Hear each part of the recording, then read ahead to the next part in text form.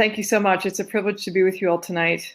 The panel that we just heard was powerful and brought up to mind a lot of really important issues that NU Impact has been really committed to since its founding many years ago in my classroom.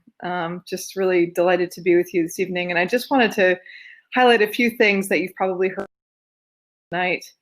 And one of those is, of course, how do we build an economy for everyone? How do we create an economic system that is truly equitable and just, and where we can, build a world where we can work together to ensure everyone can live the good life.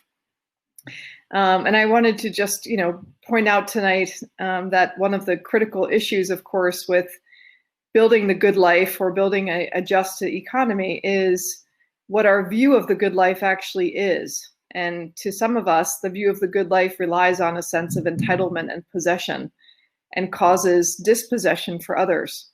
So how does private ownership and privilege actually influence our view of the good life? And I think as business school students and faculty and as Americans and as anyone living in this economy today, those are questions that we need to be asking.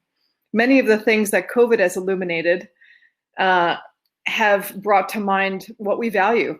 And one of those things has been the problem of rugged individualism that John Hobbes is famous for coining. It's problematic. It's also the essence of whiteness.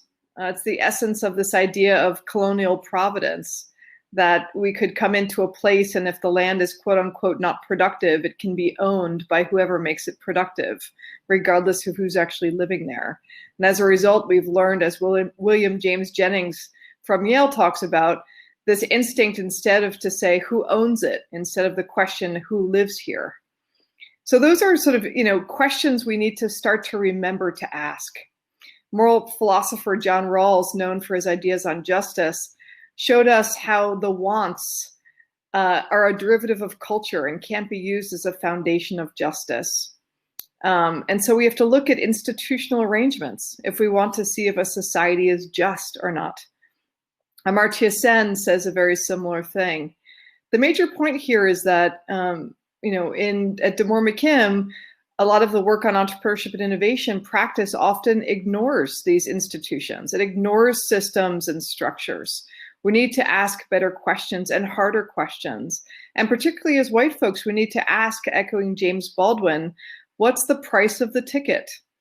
And it's time to pay that price. It's time to shift ownership structures and mindsets. It's time to take the risks that are necessary to build the beloved community.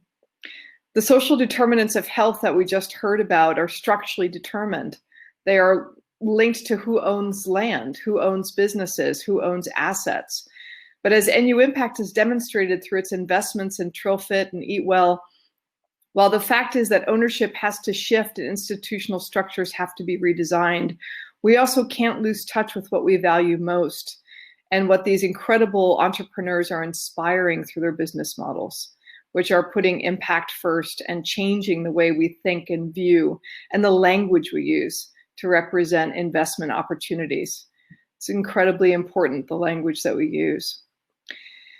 And so we all own a little bit of everything, and yet no one owns too much. And that is an economy that works for all, where capital becomes a healing force in all of our lives.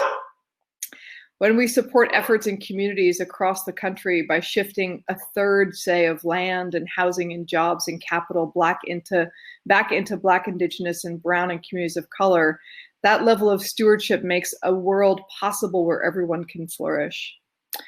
And so I'll just close this evening with a thanks to NU Impact and the organizers, to everyone listening this evening, and to, of course, our incredible speakers who were just so incredibly eloquent and thoughtful and inspiring.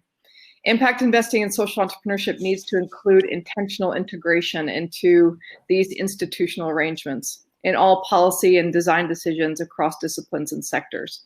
And I'll just finally say to all the students out there who are struggling in these challenging times, and parents and faculty, let's not forget to take care of ourselves, self-care to meet the hour, while recognizing that our outrage and our anger and our distrust is both reasonable and belongs with us. but finding healthy ways to hold it in balance while giving life-giving moments of intimacy and care, and celebrating community and faith traditions and the natural world and things that we really deeply rely on, and just calling to mind, that we are always stronger together. So thank you so much for this incredible event. It was wonderful to be a part of it, and I'm so proud of NU Impact for carrying this organization to a whole new level. And I hope everyone has a wonderful evening. Thank you.